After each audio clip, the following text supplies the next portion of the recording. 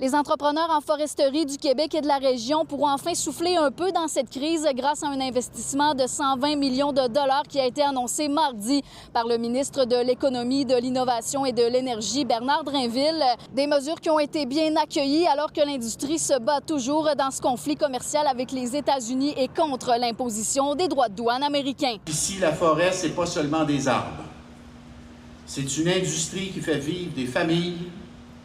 Ce sont des travailleurs qui se lèvent de bonne heure, qui travaillent dur, qui n'ont pas peur de l'ouvrage.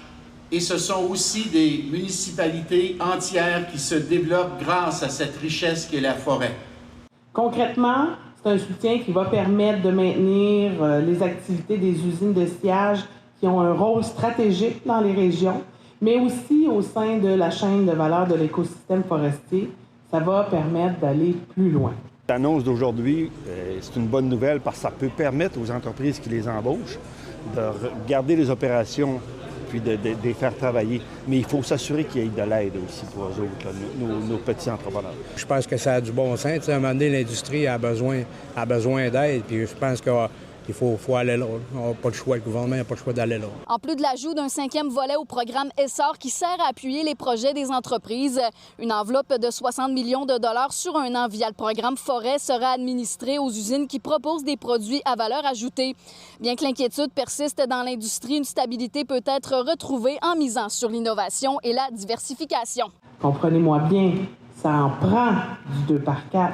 Mais on pense qu'il faut aller vers la diversification. On pense aux produits d'ingénierie structuraux, aux éléments de construction préfabriqués, aux revêtements muraux, aux revêtements de plancher, à la biomasse. Et puis, c'est en innovant et en transformant davantage nos ressources ici, au Québec, qu'on va renforcer notre industrie.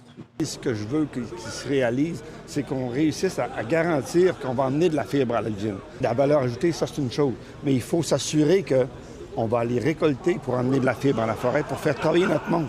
Le gouvernement provincial anticipe par ailleurs une reprise du marché de la construction aux États-Unis en 2027, ce qui permettrait à la demande en bois d'œuvre québécois de reprendre son envol graduellement. À l'Ascension de Notre-Seigneur, Sarah-Léa Bouchard pour Nouveau Info.